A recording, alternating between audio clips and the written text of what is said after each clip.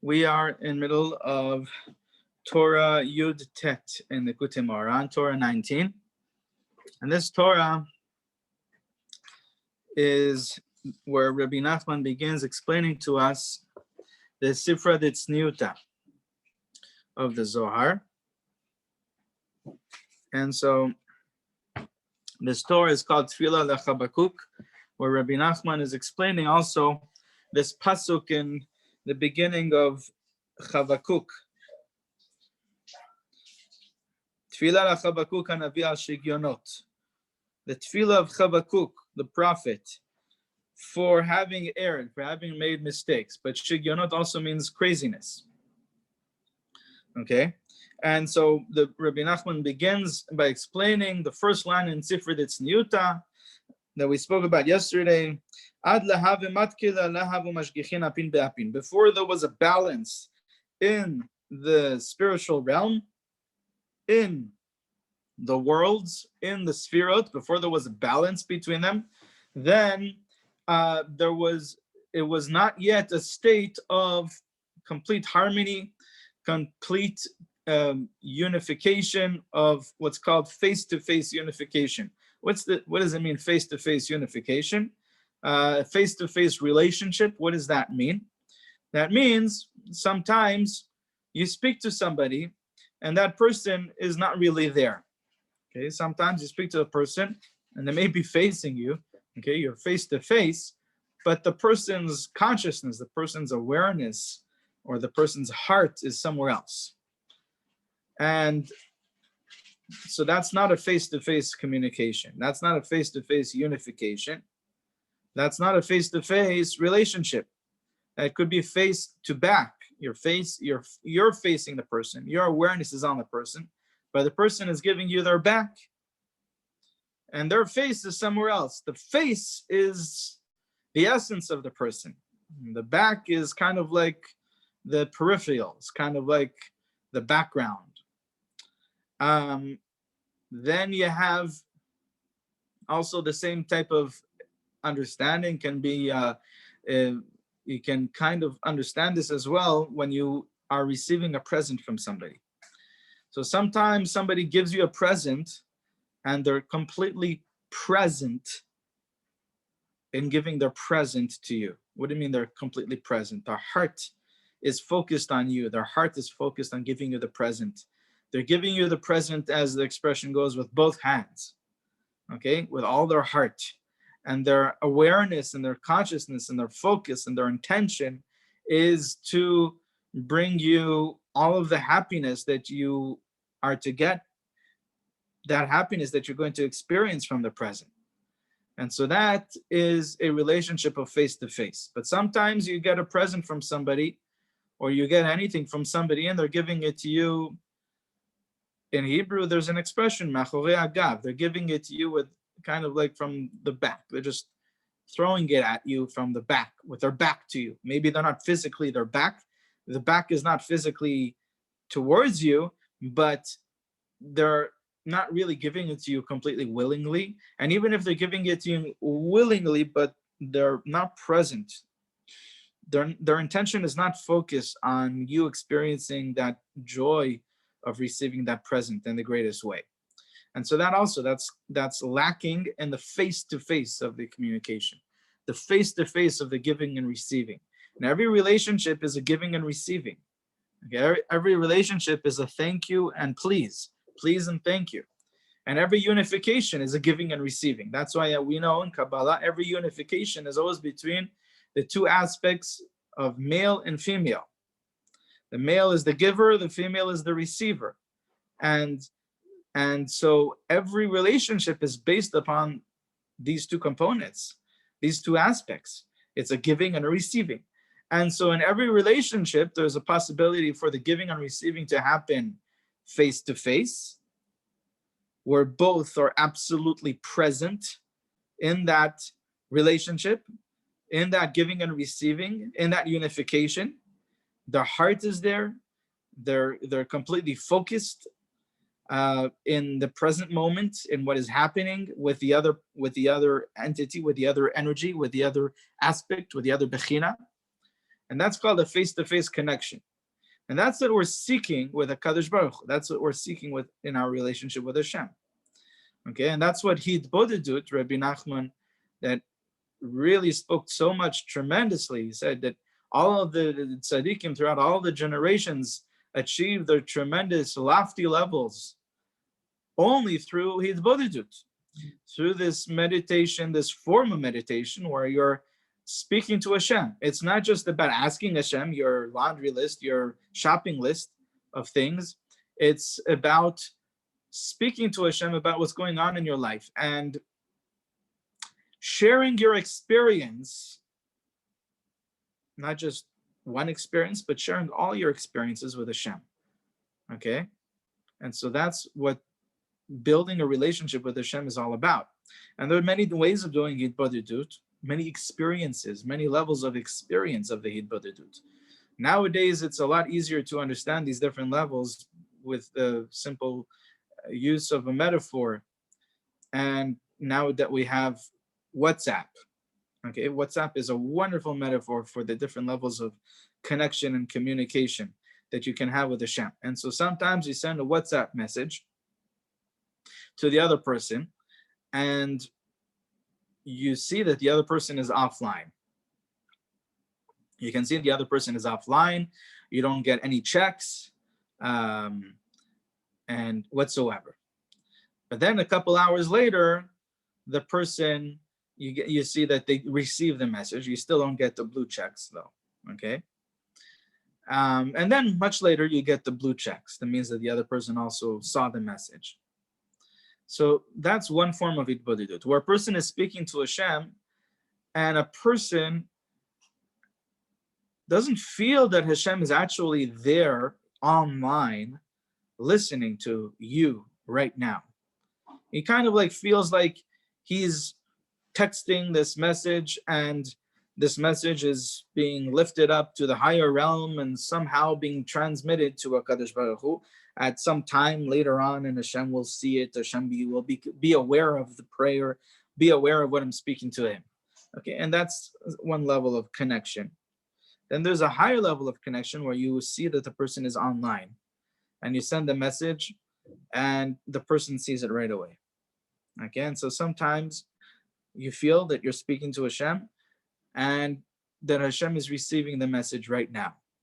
But it's still a WhatsApp message. It's still a text message. Okay, and then there's a higher level where you're speaking to Hashem and where you're speaking, it's like it's compared to you're speaking to somebody on FaceTime. Okay, and so the person is right there in front of you and you're speaking to them and you see that they're there and they see that you're here. And as you're speaking, they're hearing the words and you're seeing the feedback and, you know, in their face and the expressions. So it's not just a text message. A text message can only transmit so much, but there's so much more that is transmitted by the facial expressions, by the tonality, by the spaces in between the words, how you're breathing while you're saying it, the state of mind that you have while you're speaking those words, okay, the context, all of that. And that's very hard to transmit in a text message, right?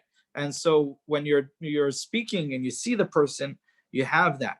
But still, and this is a point that a lot of us in today's day and age are not always aware of, there's a much greater level of connection, communication, relationship that's happening when that you cannot get through FaceTime. When you're actually with the person and they're there in front of you, right there, okay, in the flesh, okay, and that's the type of connection that we want to achieve when we're speaking to Hashem in Hitbodedut. And it takes time and it takes effort and it takes work for a person to get to that. And even if a person has gotten to that many times in their life, every time that you sit down to Hitbodedut, depending on what's happening in your life at that moment, depending on where your awareness is, depending on how settled or unsettled your mind is at the time, a person will have to go through the same process of reconnecting to get to that experience. Even if they're a very experienced meditator, very experienced mitboded with Hashem for years and years, their whole life. Every time there's a certain amount of focus and internal effort. It's not really effort, but because it's in the internal world, it's in the spiritual realm. But there's a certain process that has to be, a person has to go through in order to achieve that level of connection each time. And sometimes it's easier and sometimes it's harder. And sometimes no matter what a person can do, even for the whole hour of Hitbodedut, they might not get it at all even that day, that level of connection. But there are different levels, and a person has to be happy that if they went through the process and they achieved some level of connection, on even if it's a text message with blue checks, then they should be happy with that as well. But I'm just explaining all the different levels that exist so that we are aware that there are these levels exist. And that's what it means, these levels of, we want to get to the face-to-face, okay, which is beyond even FaceTime. Okay, it's much more than that. And there's a very important meditation from the Baal Shem Tov, okay, where the Baal Shem Tov says that a person should meditate on visualizing the feeling that you get when you are looking at your friend and your friend is looking back at you. And that's what basically this whole explanation that I gave to you is based on, the words of the Baal Shem Tov, based on this meditation. The Baal Shem Tov says that you must meditate on looking at Hashem, the feeling that you would get when you're looking at your friend and your friend is looking back at you. What does that level of connection feel like? And so meditate on feeling and experiencing that with Hashem. And that's what the Baal Shem Tov says. Okay, so that's a very, very strong connection of Hashgacha, of Emunah. And the holy tzaddikim were able to stay in that state for most of the time that they were awake, most of the time that they were alive. They were able to constantly stay in that state. And through this state, you are able to, this is what Ruach HaKodesh is all about. Through this state, you're constantly picking up on the expressions, so to speak, right? It's all a mashal. But you're able to pick up on the expressions of Hashem, the feedback that you're constantly receiving from Hashem to everything that's happening. So you're constantly connected and you know which direction to take in every situation. When someone comes to you and asks you for a blessing, you know what Hashem's response is to that.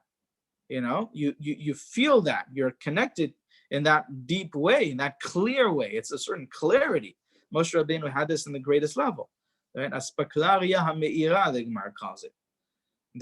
Through the highest level of prophecy, the clarity that Moshe Rabbeinu had in that connection with Hashem, Hashem says, Panim el panim adaber. Hashem will speak. Hashem says about Moshe that he spoke to him face to face. Okay, so Moshe Rabbeinu achieved this level of connection, the face to face, in the highest level possible. And to the extent that we connect ourselves to the Moshe Rabbeinu of the generation and to the Torah of Moshe Rabbeinu, that's the extent that we will be able to experience this as well, like we spoke about in Torah Yudchet, Kartalita. So before the Sefer that's Niyuta tells us that before there was a balance in the Sfirot, so there was a lack in this face-to-face connection, this face-to-face unification. Okay? And we spoke about what's the balance, what does it mean, that balance in the Sfirot? We spoke about how there was the world of Olam HaTohu that preceded this world, and the world of Olam HaTohu, the Sfirot were, as the Zohar calls them, describes them, Bechad Samcha, one upon the other. And when everyone in the system is just one on top of the other, no one is looking towards each other, and no one is working harmoniously with each other in a proper balance in order to take to do what it is that they can do best to benefit the whole system, right? If everyone is one on top of the other, then that's not happening. And that's what one of the main reasons that caused the destruction and the chaos and the fragmentation that happened in that world called Olam HaTohu, the Tohu of the Olam HaTohu. Why is it called the Tohu? Okay, so that happened because of that imbalance in the system. And then when Hashem rectified, elevated, lifted up the sparks that had fallen in order to build from those sparks Olam HaTikun, the rectified world, which is the Olam HaAtzilut, the world of Atzilut, then the Sefirot were formed in a system that are basically the different points in the body of a person. That's one of the reasons why we're called B'Tselem Elokim, in the form of God, in the form of Hashem. Really, even though Hashem doesn't have a form, but the way that Hashem reveals himself to the world, Hashem reveals himself.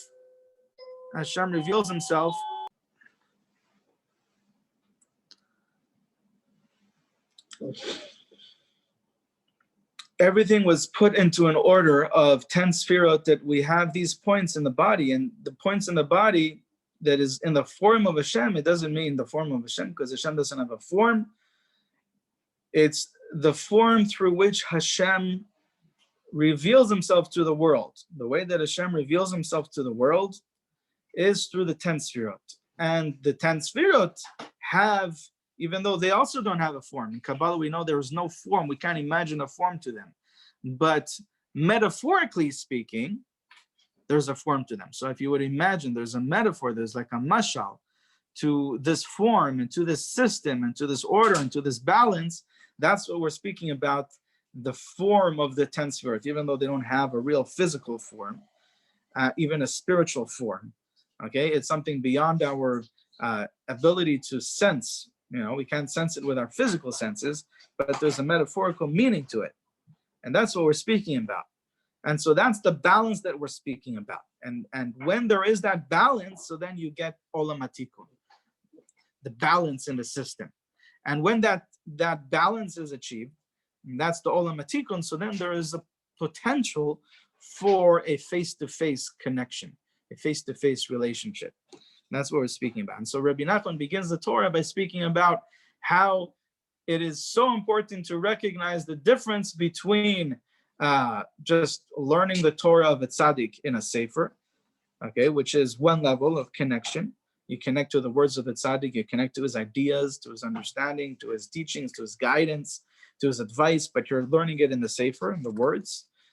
So this is comparable to the text message, okay, or the WhatsApp, okay? And then there's a much greater connection that's happening when you're receiving it verbally, through the expressions, through somebody that is telling you what he heard from somebody that heard it from the tzaddik, or many levels, okay, even if it's generations later. But if you heard it from somebody that heard it from someone else, that originally the first person who heard it in this chain of people, they heard it from the tzaddik, there must be on some level something from the way the tzaddik gave it over that is being transmitted to you. Okay, because that first person that received it and saw the expressions and saw and received all of these other levels of that are being communicated in a face-to-face communication, he was able to on some level give that over to the next person that he gave it over face-to-face, right? And that's the whole aspect of the Masorah, of the Torah, the importance of the Masorah of the Torah.